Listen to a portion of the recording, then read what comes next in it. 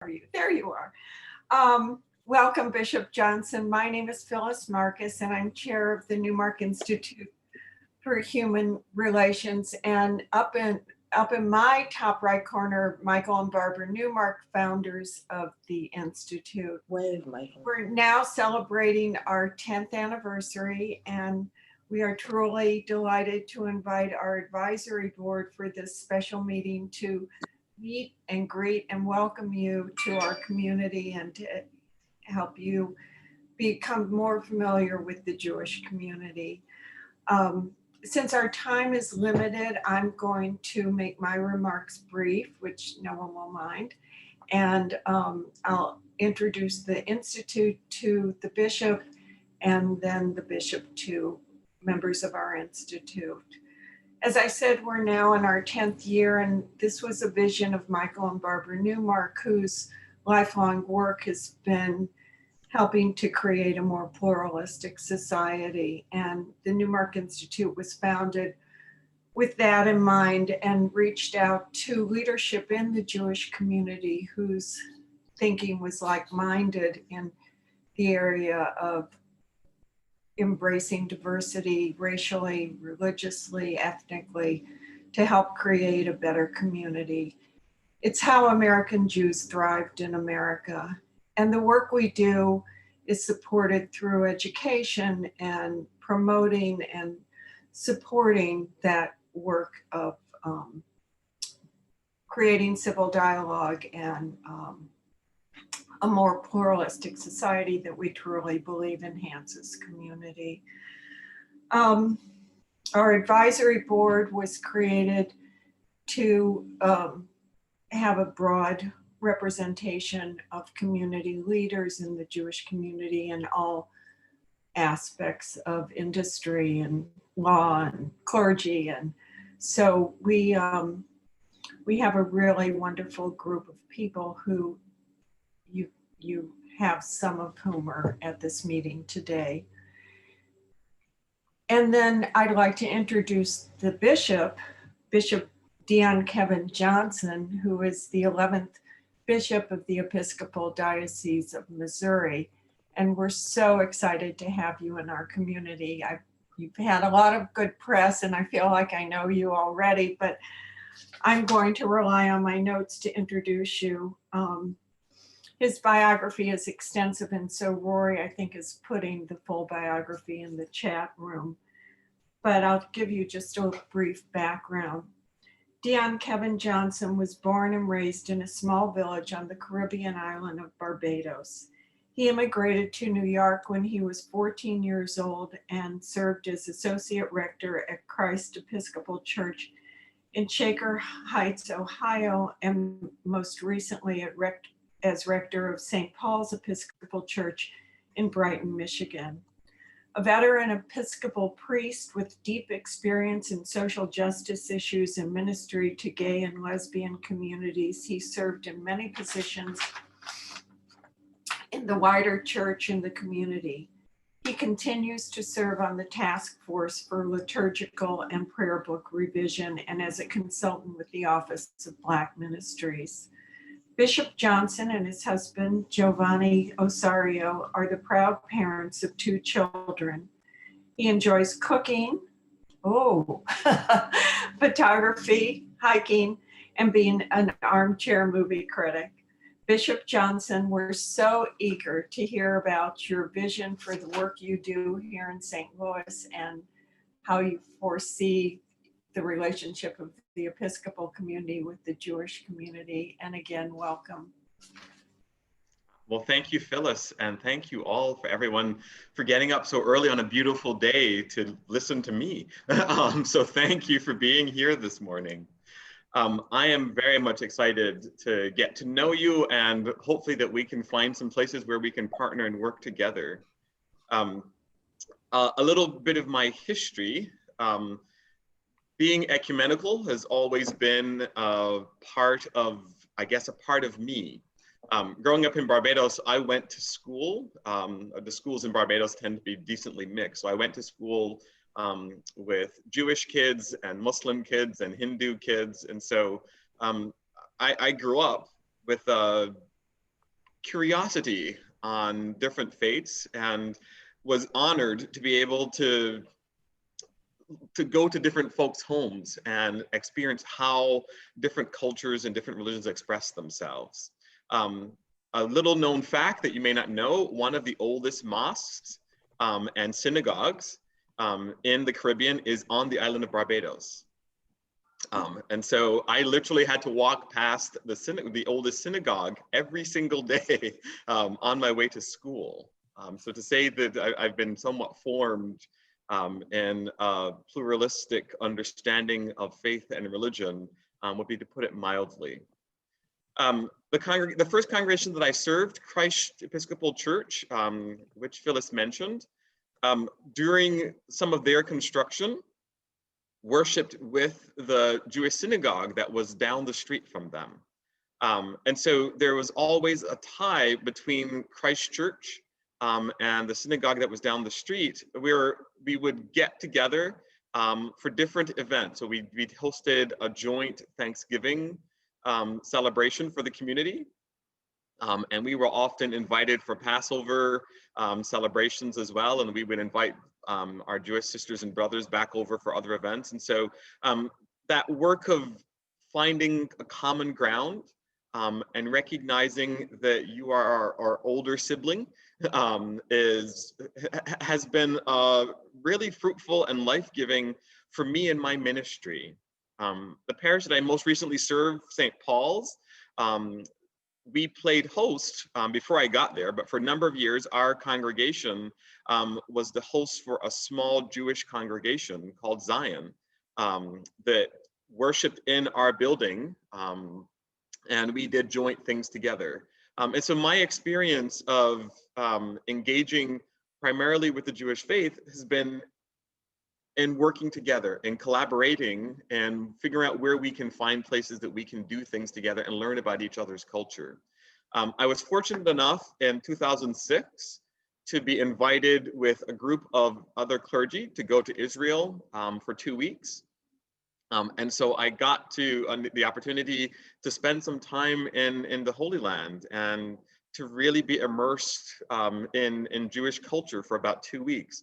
One of the highlights of my time when I was in Israel, we had been doing a walking tour of the city of Jerusalem.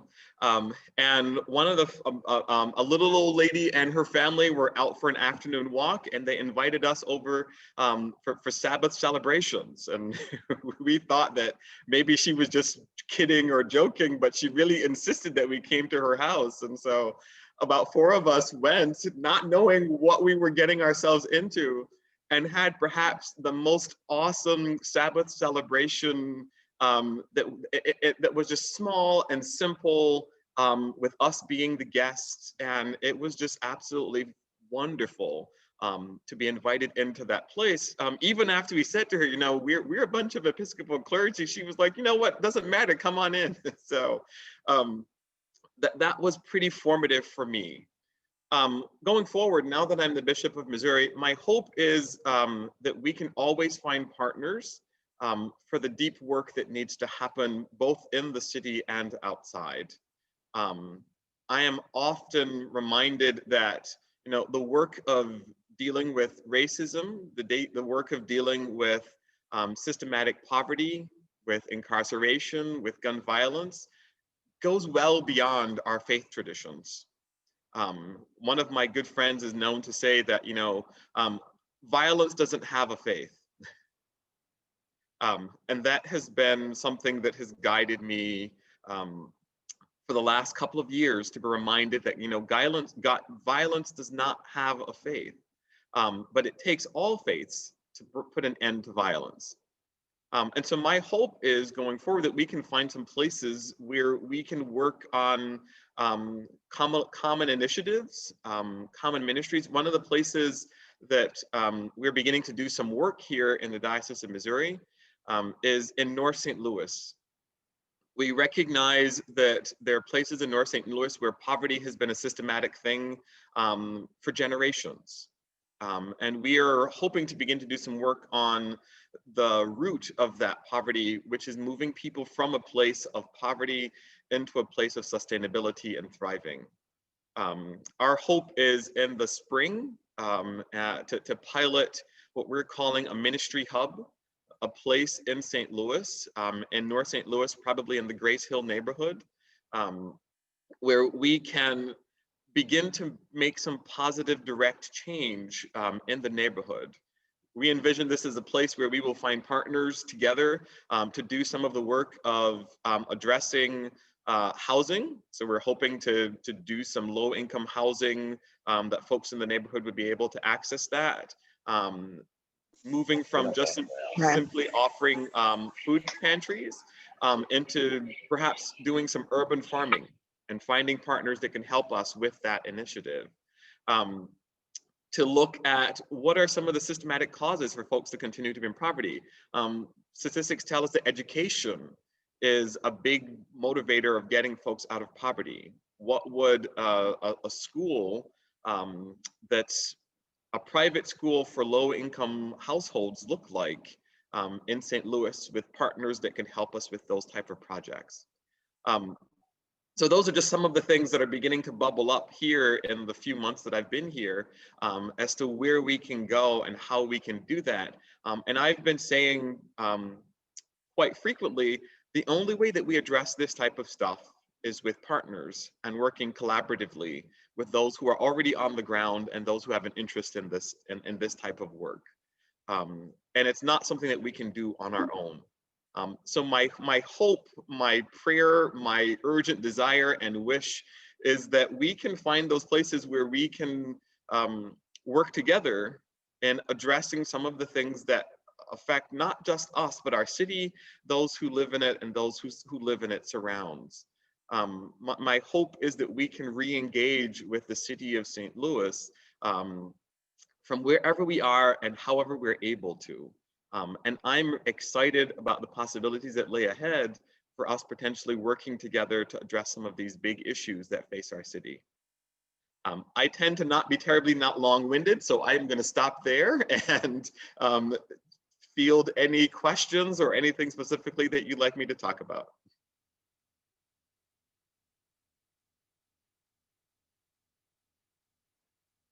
I was that clear. Okay, good. Howard, did you have a hand up? Howard, did you have a question?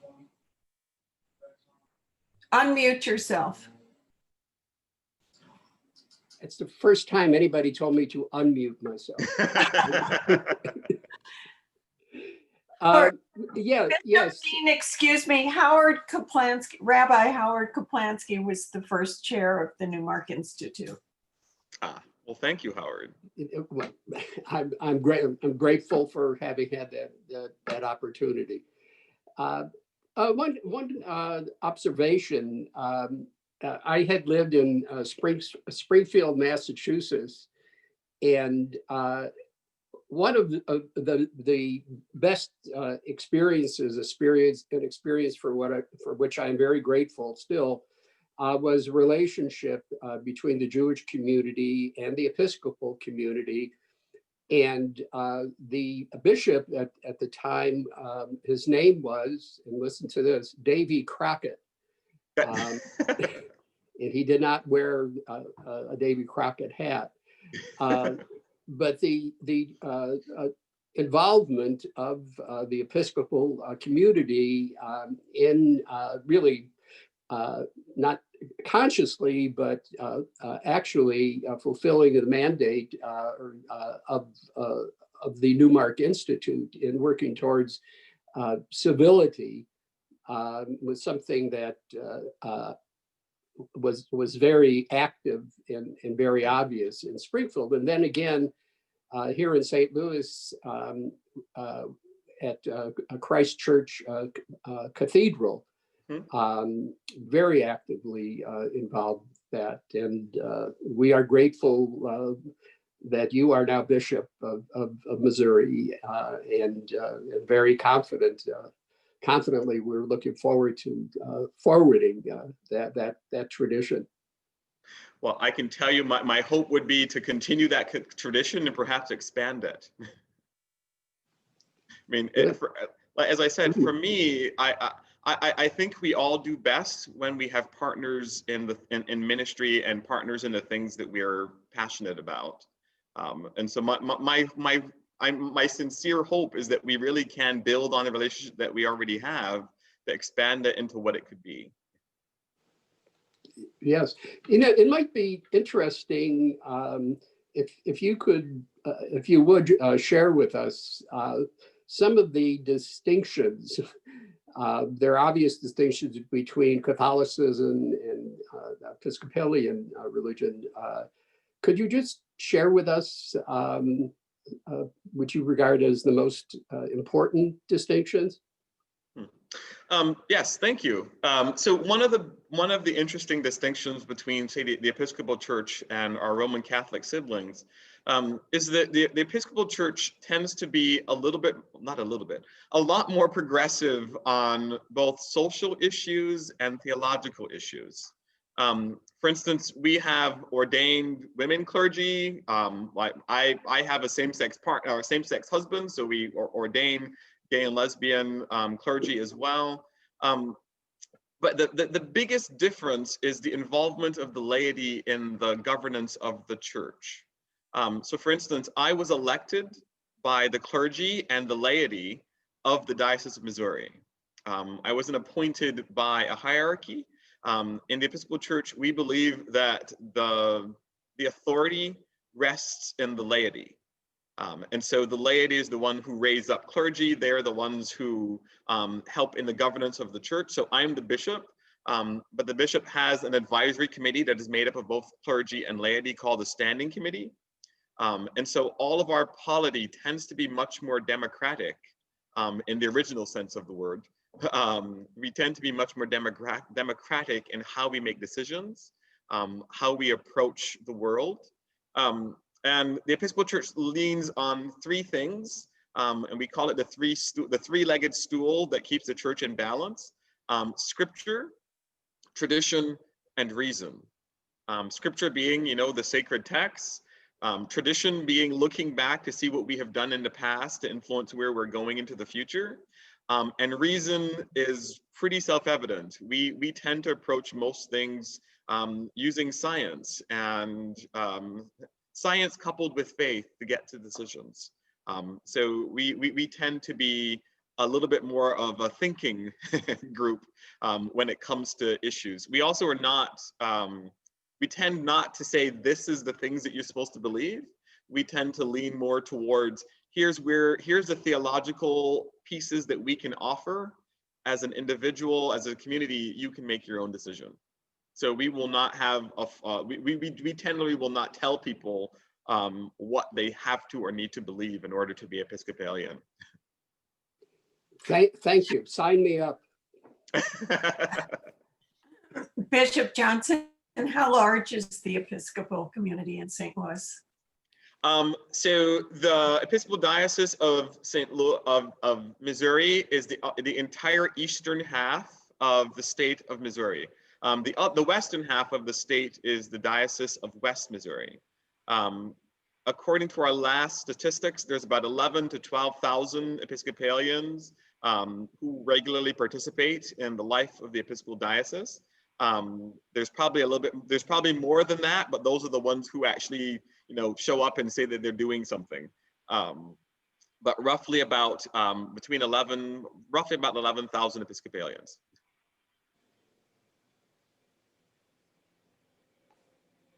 So this is Bob Fox. I have a question, Phyllis. Go, Bob. Thank you. My pleasure. Good morning, Bishop. Good morning, I'm Bob Fox. I'm with the Clark Fox Family Foundation. We do a lot of work in urban education, and you mentioned a choice school in North St. Louis or North City. I don't know if you're talking about the city, the county, or both. We have a lot of choice schools here in the St. Louis region.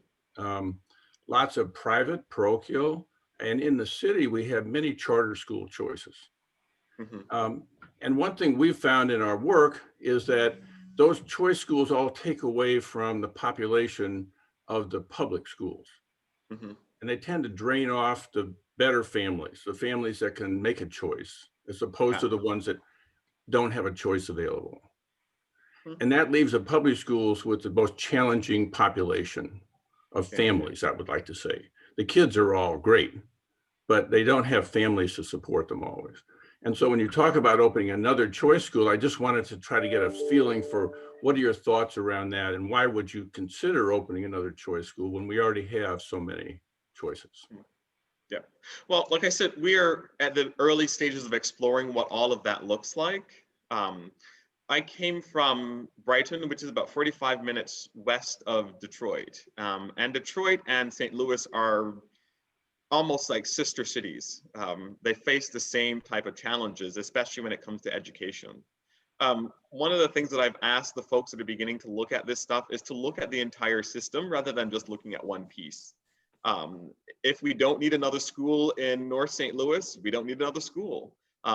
Perhaps what we do then instead is invite folks to be involved in tutoring the kids that are already there, or boostering the schools that are the public schools that need boostering. So I mean, it's not a kind of a done. I tend not to speak in absolutes, so we're not going to be necessarily opening a new school. We may be partnering with schools that existed to boost them, but we're looking at education as a way of being raised out of poverty. Well, thank you. That is exactly what I was hoping to hear. And our foundation is very steeped in this business, and so you're more than welcome to contact us, and we're happy to participate in the conversation. Okay, thank you. I will remember your name. You might be getting a phone call and email from someone in the Diocese of Missouri. Wonderful. Thank you. Thank I'd you, like Bob. to call on Alyssa. Thank you, Bob. Good And question. then Phyllis, after that, also Jay David wanted to ask a question after. Okay. Good morning, Bishop Johnson. It's so nice to Good morning, see you. Alyssa. It's so nice to see you again in another virtual setting. Thank you. Good to see you again, too. I am tremendously excited that you're here in Missouri, and I was very excited to hear about so many of our common interests. The JCRC works very heavily on racial equity. As you know, we also work on immigration and LGBTQ issues, as well as various other issues that you touched on.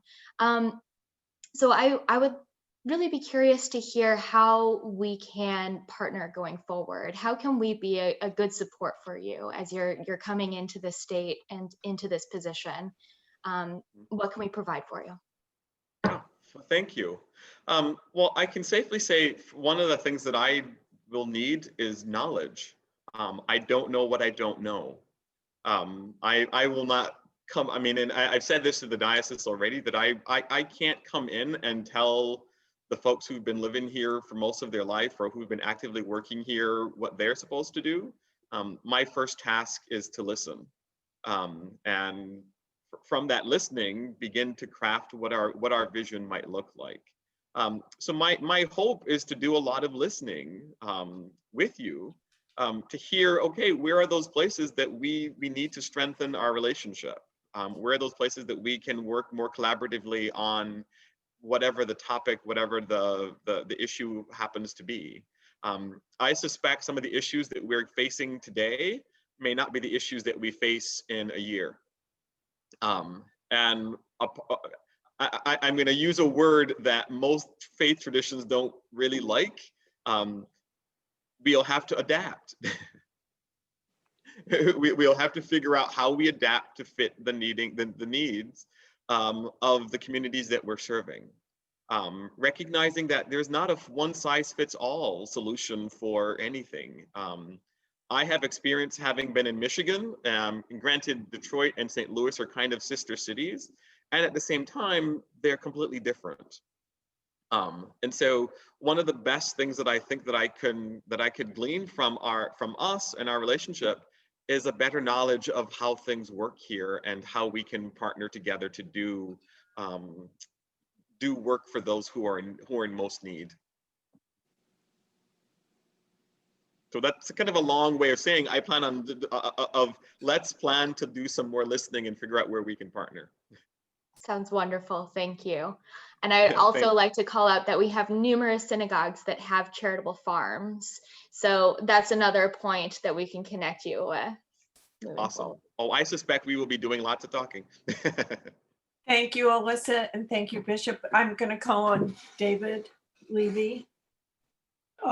Bishop, welcome. Thank Delighted you.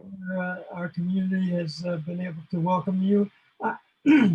Because you're on self-admittedly on the new side of all these projects and looking at things, my question relates to not any specific project, but when you make a decision about a project and get it launched, what are the elements that you think about to make it sustainable?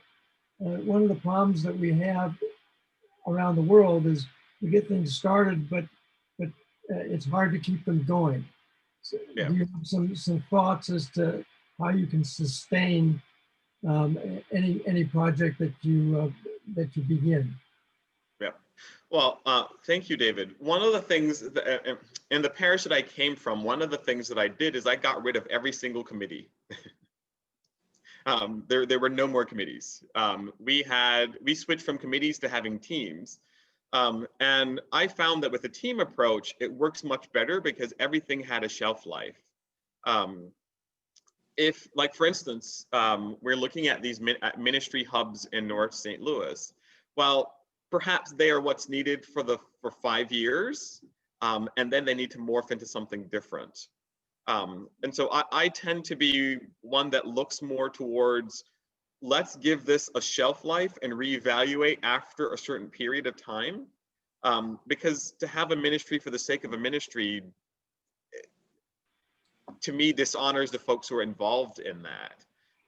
So, like, for instance, if having a clothing and food pantry in a neighborhood in North St. Louis is what's needed right now, we do that for 5 years and we reevaluate, well, does this neighborhood still need this ministry? Do they still need this type of outreach or community connection? And if the answer is no, well, maybe that ministry has served its purpose. We celebrate that ministry and we move on to whatever the next challenge, whatever the next call is. So I tend to not be, I mean, sustainability is a thing for the time that it's needed. And I tend to think more towards wanting ministries and programs to thrive rather than just to be sustained. Thriving for me means that they're doing the work that they're doing. They have some goals and benchmarks that they need to hit. And once they've achieved that they can go back and evaluate, do we need to continue doing this? Thank you. You're welcome. I think I saw Lynn waving. Lynn, unmute yourself.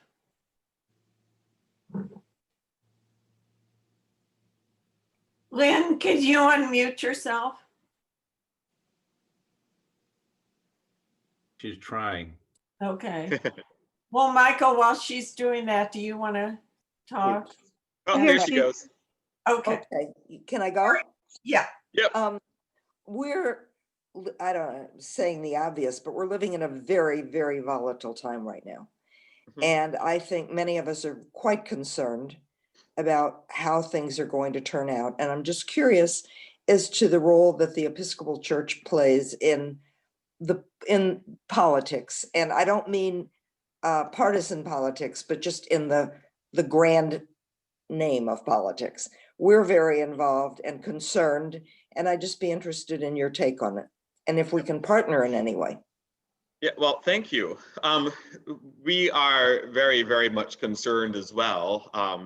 We have been putting out stuff around some of the amendments to the Constitution here in Missouri. We've been putting out stuff about getting folks to register to vote. We have encouraged all of our clergy and our lay folks to go be registered as notaries so that they can notarize ballots and whatnot. As a church, we are political, not partisan. And I've been doing a lot of explaining this to our congregations, that the church, people of faith, are political. If you look at the word politics, it means to do with the people. We are concerned with people. Partisanship is picking a side, and we don't pick a side. It doesn't mean, though, that we don't have a moral voice. So if a policy of a political party is goes against our moral beliefs, we have a duty to speak up against it. You know, the kids in cages at the border, that's not a partisanship thing, that's a political thing, because we're concerned about people. And it's a moral thing because we took we made a covenant with each other to respect the dignity of every human being. And so we can speak out and say that that is morally wrong. That discrimination against folks based on race or orientation or sexual expression or gender is wrong, whether it's a partisanship thing or not. We can say that that's something that politically we can speak out against. And so I know that we also have some folks working with Jobs for Justice here in St. Louis. And I think today is the final day. We've had some folks working with getting formerly imprisoned persons to be able to register to vote. And so we would be happy to partner with any of that type of stuff.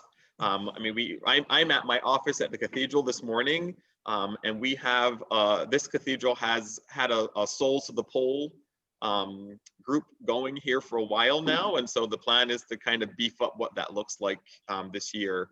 I think we're having in about 2 weeks here at the cathedral, a drive-through COVID testing clinic and a voter information session as well.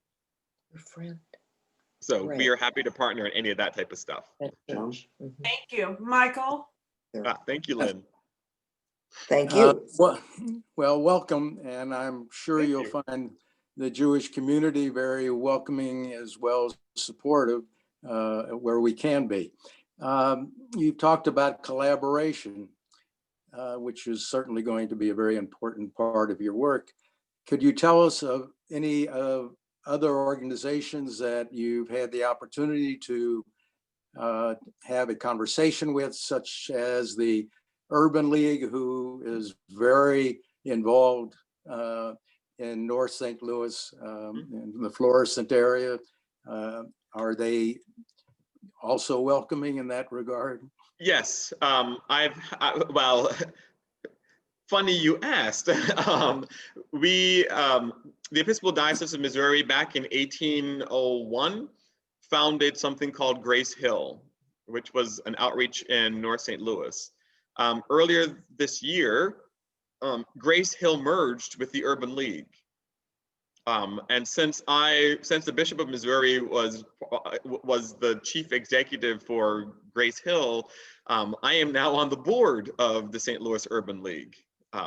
And so we're working quite closely with them on figuring out what this ministry hub idea might look like.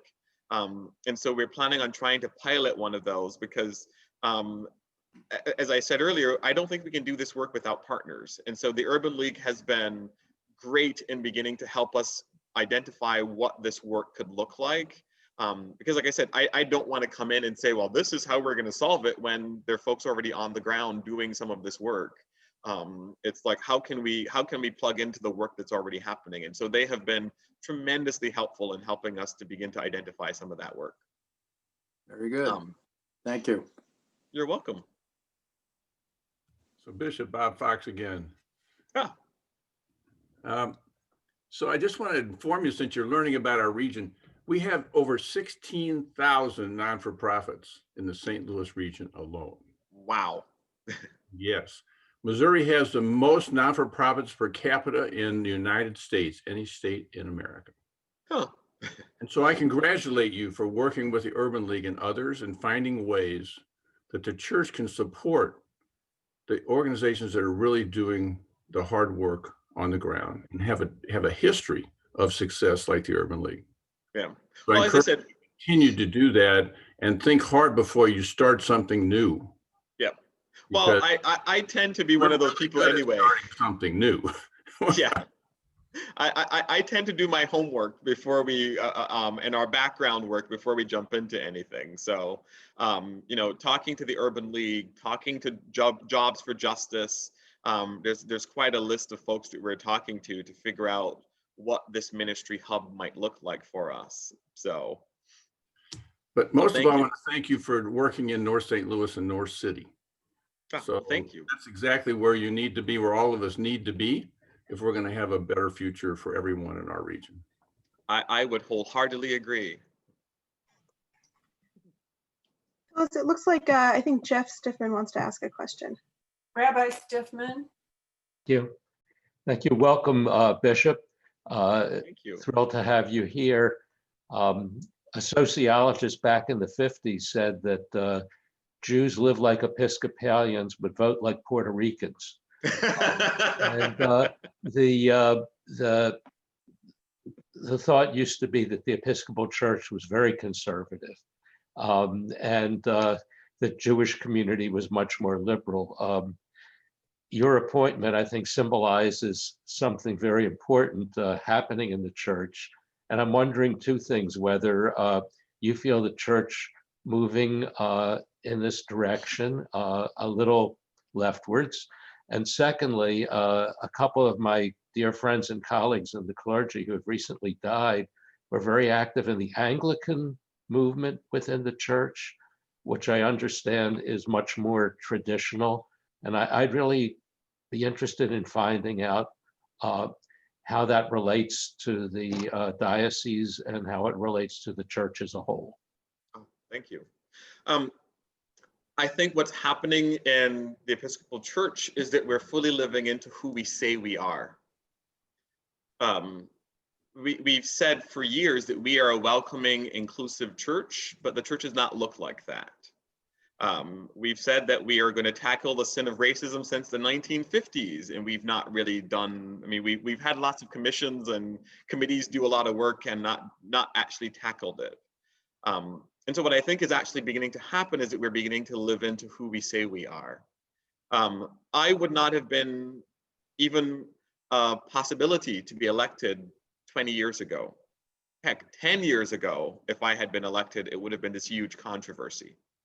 But I think what's happened is the church has finally realized that if we're going to say that we're going to be inclusive, if we're going to say that we need to welcome everyone, that there's a place for everybody at the table, we really have to mean that. For the Diocese of Missouri, there are folks in this diocese who objected to my election and object to me being their bishop. And I made a point of going to go visit every single one of them after I was elected. Because it's much harder to, you know, it's great to have a theological position on paper. It's harder when there's a person standing in front of you that it's harder to hate somebody when you're looking them in the face. And so I made a point of leaning into all of the places that folks might object. And the irony is almost every single one of those congregations now are perhaps one of the biggest champions for the ministry that we're going to do together. And so I tend to be let's lean into this rather than run away from it. And I think some of the things that are happening in the wider church is that we are beginning to course correct. And we're beginning to look a lot more like who we say we want to be. In the last 5 years, the Episcopal Church has elected more bishops of color in 5 years than it has in its entire history. So let me say that again. In the last 5 years, more people of color, more women have been elected as bishops in the Episcopal Church than it has in its history before then. So I think we are just doing a bit of course correcting. I think we have time for one more question. May I, Phyllis? It's Marilyn. Marilyn, sure. Bishop, welcome. This is Marilyn Mann. It is so refreshing to hear your remarks and your attitudes and your focus. You have a couple of, you have a couple of very substantial and powerful congregations in the West Corridor, Clayton, Ladue. Yep. And I'm hoping that you can inspire and harness their energy and resources to help with your work in North St. Louis. And I just want to wish you well. I think you have a great opportunity. And again, it's so refreshing to hear you and see you. Yeah, well, thank you. And yes, they are leaning into that work as well. One of those, well, two of those congregations have a racial reconciliation group going. And one of those congregations, I think St. Peter's, is working on what does reparations look like, because most of the money that sustains that congregation came from folks who formerly owned enslaved persons, or who benefited from a system of white supremacy. And so they are actively having conversations as to what does reparations look like and how do we do this in this time. And then St. Michael St. George is also, one of their peace and social justice folks is on the planning team for the ministry of the hub ministry that we're looking at in North St. Louis. And so I've already told the clergy in those congregations, you have the money, I will figure out how we can use some of your money. So I am not afraid to ask. I'm from the Caribbean, and so we tend to be pretty direct. So if I need money to support a ministry, I will go and say, look, I need you to fund this because this is what you have. It's great. Thank you so much. We've had some wonderful questions and wonderful conversation here. And before we conclude, I just would like to, excuse me, tell you a little bit more about some of the work the Newmark Institute does. We align so beautifully with your kind of thinking. One of our programs is called Student to Student, where we train 100 Jewish high school seniors and juniors every year to go into schools and meet with students. We meet with 4,000 students every year who probably have never met a Jewish person before. And so in the same strain as you going to meet your congregants who might have disagreed with you, when you meet person to person, those harms that you think Jewish kids might have disappear, and you get a very different kind of relationship developed and you reduce prejudice. So I applaud the work you're doing. The other thing I want to put a plug in, and I want to remind our advisory board that on October 25th at 4:00, 10 years ago, the Newmark Institute created what was a memorial concert that every year we held at the Sheldon Gallery. Of course, this year it will have to be virtual, but we have had Christine Brewer 9 of the 10 years. We've had David Halen from the symphony. It is the most remarkable, magnificent interfaith, intergroup concert. We have representation from all faiths, and it's just a truly moving, deeply moving concert. So we will make sure that you get a link to that. I hope you can join us on October 25th at 4:00. It's the Arts and Faith concert. And to conclude, I just want to thank you again. We've really been enriched and informed, and collaboration is our middle name at the Institute. So I hope we continue to work with you. I welcome you and wish you luck in all the work you're doing. Thank you. Well, thank you for the welcome. And as I said, as we move forward into this work, you may be getting several phone calls from me about how we're going to move forward in some of the work that we're called to do together. And thank you again so much for the invitation to be with you this morning. Thank you. Rory, is there anything else we need to add? No. I'll just add my own thanks to everyone and to Bishop Johnson, and to say that this is not a group that's afraid to get called upon. So you've got I'll be calling. Don't worry. Yeah. So yeah, it's good to see everyone. I thank you, and you'll also get a follow-up email. We'll make sure to send out to you the details for the Arts and Faith concert, and also for because Student to Student has moved virtual. We are also inviting you if you'd like to ever join one of the virtual presentations, and that's true for you, Bishop, and that's true for all the members of the Institute. So you'll get some more details about upcoming presentations, and we'd love to have you join. But for now, I hope everyone has a great day, and it's good to get to see you, even if a little box on my screen. Thank you. Thank you. Thank you. Thanks, Bishop. Bye, everyone. Bye-bye.